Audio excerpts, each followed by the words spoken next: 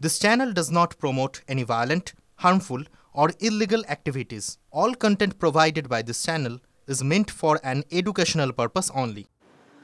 বিস্ফোরক তথ্য এই মুহূর্তে টিভি9 বাংলার হাতে। বিতর্কের কেন্দ্রে মালদার তৃণমূল পরিচালিত রশিদাবাদ গ্রাম পঞ্চায়েতের প্রধান লাভলি খাতুন। অভিযোগ, লাভলির আসল নাম নাসিয়া শেখ, বাড়ি বাংলাদেশে।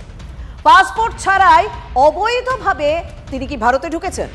পিছনে কি হরিশ্চন্দ্রপুরের দাপুটে তৃণমূল নেতাদের মদত রয়েছে?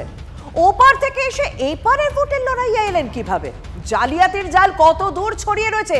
এই সমস্ত একাধিক প্রশ্ন উঠছে। রশিদাবাদ গ্রাম পঞ্চায়েতের যে প্রধান, তিনি কি কুশিদার বাগমারা গ্রামের মেয়ে? না, কোনোদিনও দেখেননি? না, দেখিনি। কিন্তু আপনারা তো সাক্ষীতে নাম দিয়েছেন, আপনাদের গ্রাম থেকে 11 জনের নাম আছে। আমাদের সাক্ষী কাগজ পেপার কিভাবে নিয়েছে আমরা এখন জানি না। আপনারা জানতেন না? না, জানি না। আপনাদেরকে ডেকেছিল বিডিও অফিস, এসডি অফিস? হ্যাঁ, ডেকেছিল, নোটিশ এসেছিল আমাদের এখানে, গিয়েছিলাম ওখানে অফিসে। মানে সাইনেও কি ডুপ্লিকেট সাইন হ্যাঁ, করিয়েছিল? সব ডুপ্লিকেট সাইন আছে। ডুপ্লিকেট করিয়েছিল? সব ডুপ্লিকেট আছে। এটা কারা করিয়েছিল? এটা ওরাই করেছিল, আমাদেরকে ফেঁসে দিচ্ছে, ফাঁসানো হচ্ছে। কি সাংঘাতিক অভিযোগ! বাংলাদেশ থেকে এসে এ রাজ্যে ভোটের ময়দানে এবং সেই নাকি পঞ্চায়েত প্রধান হয়ে গেল, এরকমই তো অভিযোগ উঠছে।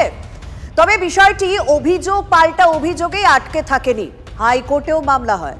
চাঁচলের এসডিওকে 6 মাসের মধ্যে রিপোর্ট দিতে বলেন বিচারপতি শম্পা সরকার। তারপর 6 মাস পার হয়ে গিয়েছে, এখনো বহাল তবিয়তে রশিদাবাদের পঞ্চায়েত প্রধান লাভলি। এসডিওর রিপোর্ট এখনো হাইকোর্টে জমাই পড়েনি বলে অভিযোগ উঠছে। আগামী 5ই ফেব্রুয়ারি ফের মামলার শুনানি রয়েছে। এর সম্বন্ধে ওনার এগেনস্টে যিনি ছিলেন, রেহানা সুলতানা, যিনি ওনার কাছ থেকে ইলেকশনে পরাজিত হয়েছিলেন, তিনি তার এগেনস্টে একটা কমপ্লেন করেন। হাইকোর্ট অর্ডার করে এবং সেই অর্ডার এসডিওর কাছে এসছে।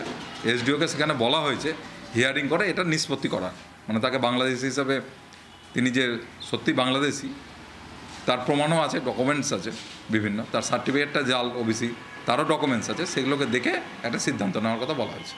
মানে তিনি নামও পরিবর্তন করেছেন নাকি? সবটাই আর কি? তিনি সবটাই পরিবর্তন করেছেন, তিনি নিজের আইডেন্টিটিটাকেই পরিবর্তন করেছেন।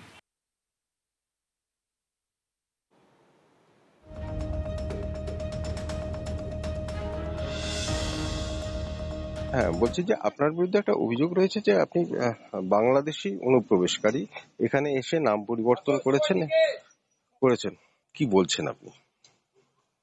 পরে কথা বলছি, আমি একটু বিজি আছি। না, এটা নিয়ে একটুখানি তো আপনার একটা প্রতিক্রিয়া আছে। আমি পরে কথা বলছি, আমি একটু বিজি আছি, কোথাও কথা বলছি আমি। হ্যাঁ, বলছি যে আপনার বিরুদ্ধে একটা অভিযোগ রয়েছে যে আপনি বাংলাদেশি অনুপ্রবেশকারী, এখানে এসে নাম পরিবর্তন করেছেন, কি বলছেন আপনি? পরে কথা বলছি, আমি একটু বিজি আছি। না, এটা নিয়ে একটুখানি তো আপনার একটা প্রতিক্রিয়া আছে। আমি পরে কথা বলছি, আমি একটু বিজি আছি, কোথাও কথা বলছি আমি।